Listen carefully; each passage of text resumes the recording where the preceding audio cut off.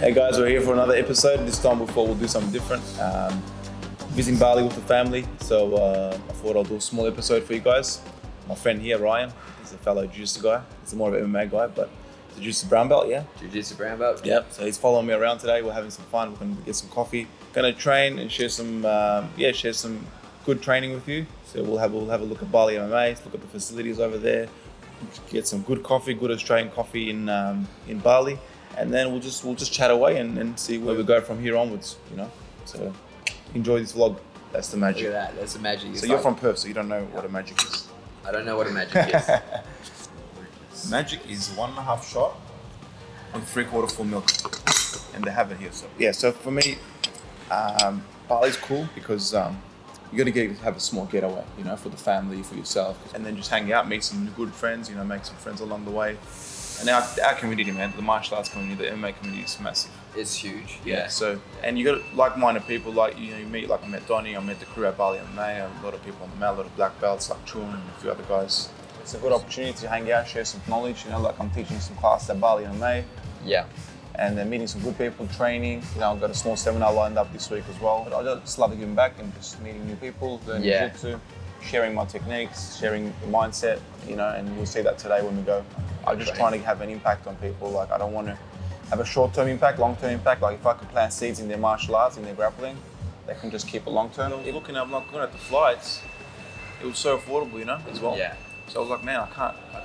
I'll just come early December. Yeah. Get this out of the way.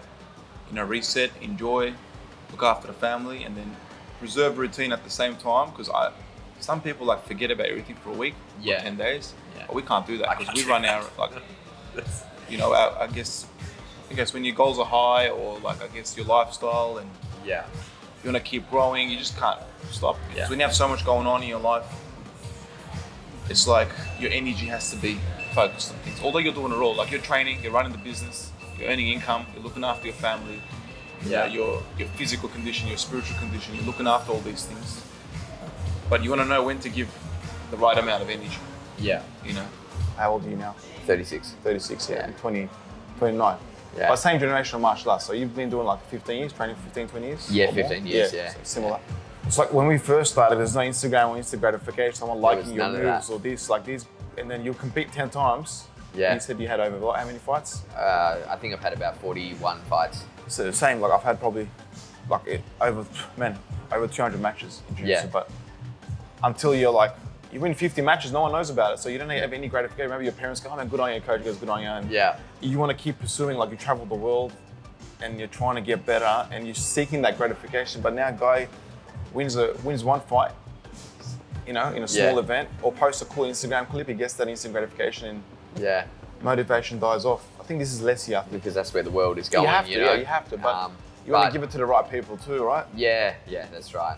I find it hard myself to do that, but but it's part of the world now. We need to do, But training to get better. Yeah, that's missing now. Yeah, that's missing now in people. But I think we preserve that if we lead by example, I guess, and people see that in us. Like, hopefully they can try to work a real pathway, not a fake pathway. Yeah. Look good or look tough or look cool off these views. You know, comes to that little bit about, you know, McDojo's giving away belts and stuff like that, and it's like 100%. I'm a black belt. Like their goal is to have the belt, not to be good. Yeah. Or have the followers and not to be good. Yeah. Or like have the clout and not be good. Yeah.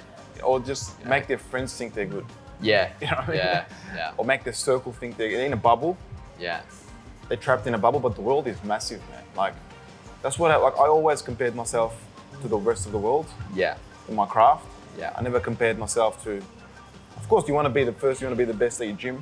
Yeah, and then the best in the country, best in the state, and then and then you get to that level, you're like, man, okay, that's where you're comparing. So you're not stuck in that bubble. Yeah. And I think it's the same now as well, like in business, in training, in career, like when you compare yourself to the best brands out there or the best people out there in whatever given field, and you try to inspire from them and learn from them, and then you're not trapped into that bubble. You're not bothered by small things that are going around you. I think that's the key now. Like that's kind of where I'm stepping out of. It's a different stage of life for me. Like I don't like to share too much until it's done as well. Like my goals.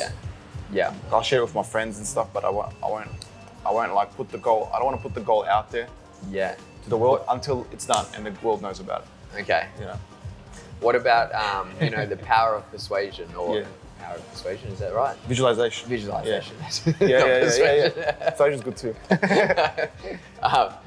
Power of visualization, and like Conor McGregor said it. Yeah, he goes, I'm going to be, and then that power of 100%. like I am. Yeah. So I say it out there, but I do it for sure. Yeah. But I don't like putting it out there on YouTube.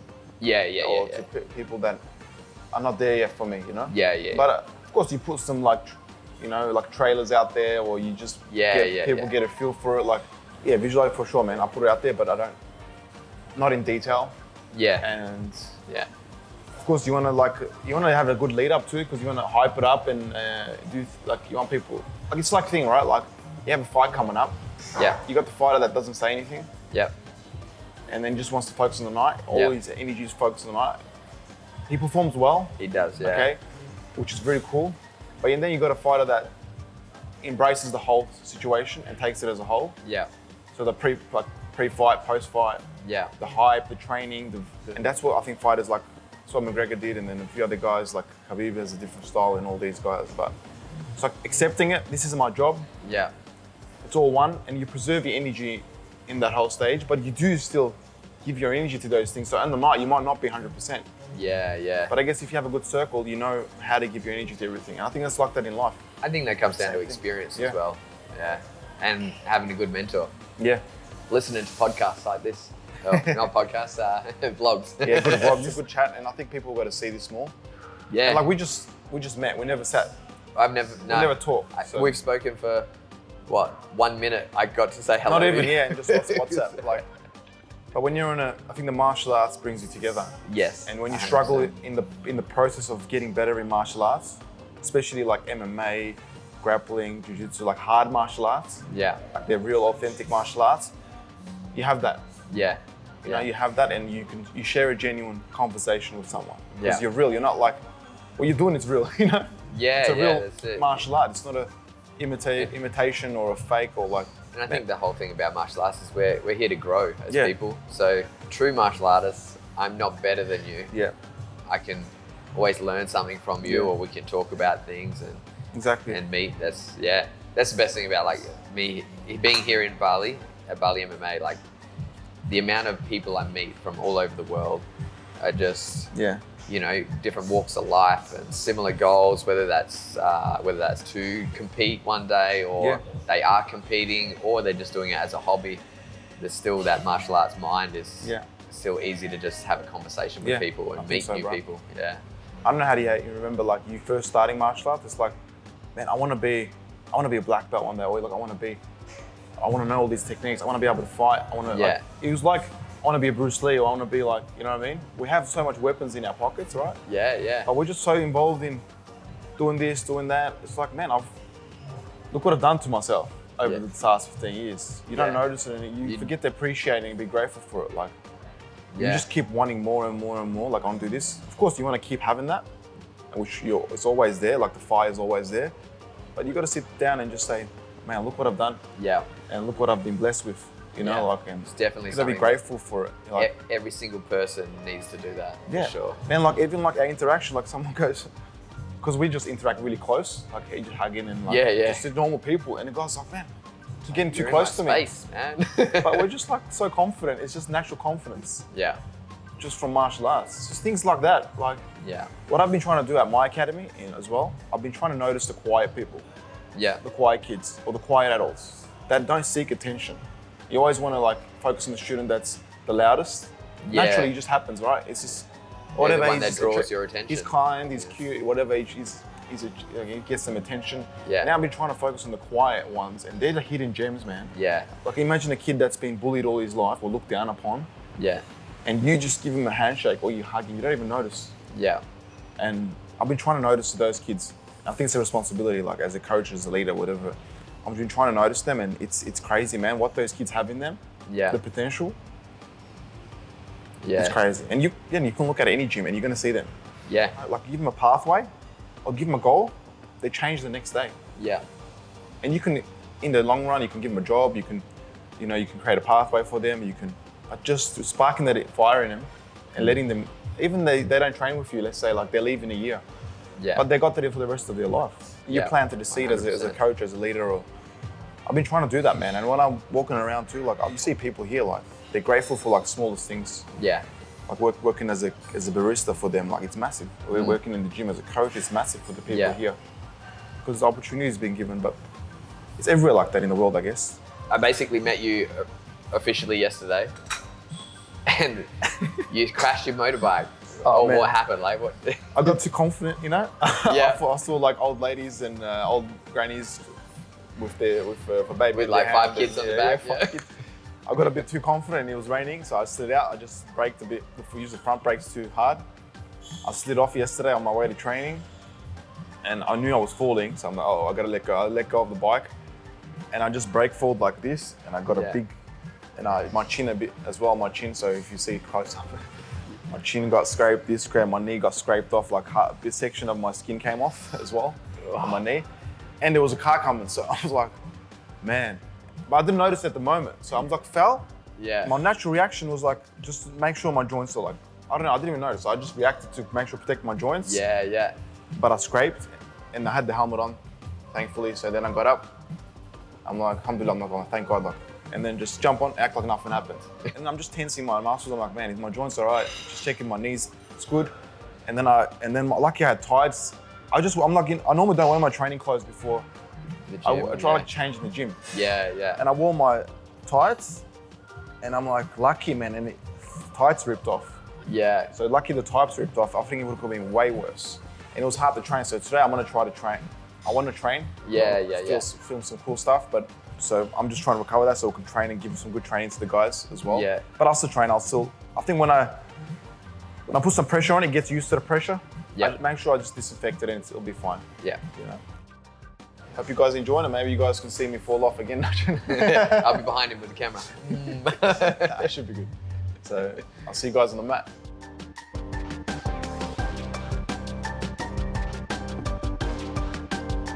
So we'll just do a quick, just from hand and arm position, just control. I'm just trying to teach the guys where a lot of people make the mistake of tensing their arms and squeezing too early when they don't have to. What you do is tap your hands and pinch your elbows and you've got the same control, you're not fatiguing your arms. You can hold for 5-10 minutes. It's a small secret they can take away for the rest of their journey. And you're just going outside the arm, taking it back, and preserving that position is very important. So just going through that, hopefully they can take a long term. I'm not trying to give them a lot of moves, a bit of small Q&A. I want to give them a concept, an idea, a mechanic that they can use lifelong. Not for just like, oh wow, that's a cool move. That looks sick. No, I want to give them a concept, an idea they can do lifelong. That's what I like doing in my seminars as well. It's not a seminar, it's a really small class.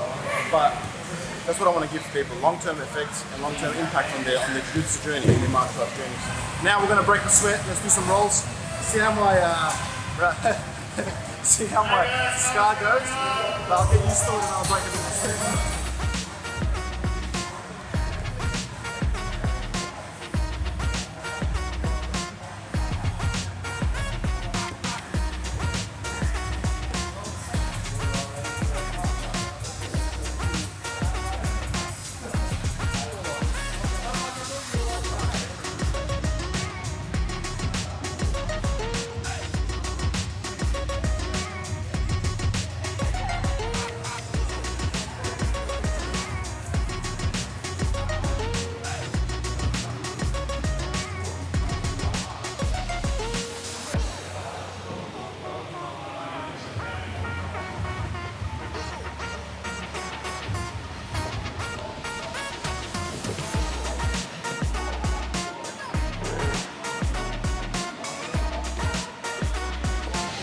That's a wrap.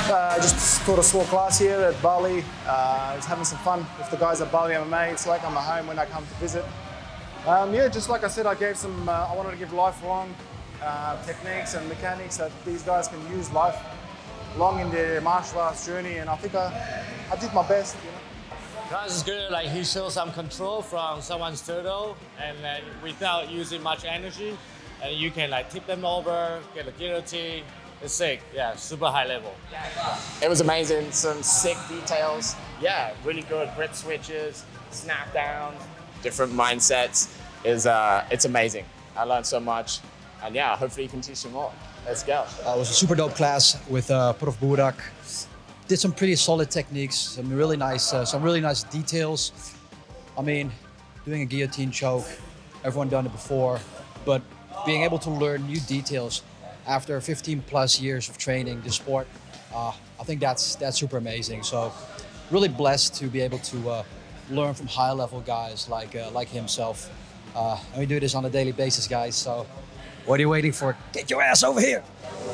Hey guys, that's just the wrap for today. So just hang out with Ryan, and we went and trained, had our coffee, hanged out. So now it's time for some family time. So I'm done for today. Hope you guys enjoyed that. Stay tuned for the next video. And just let us know what kind of videos you want to see from us. What kind of, you want to see more like chats? You want to see more like podcast style, having a coffee and just hanging out? Or you want to see more day in the life content? You want to see more training? You want to see more of our training philosophy, our techniques, our roles? So let us know what you want to see, and we'll try to deliver, man. Like I said, I want to keep 80 to 90% of my life to myself, but I want to share that 10% with you guys. So just let us know what you want to see, what kind of content, what kind of ideas, what kind of talks you want to hear from us.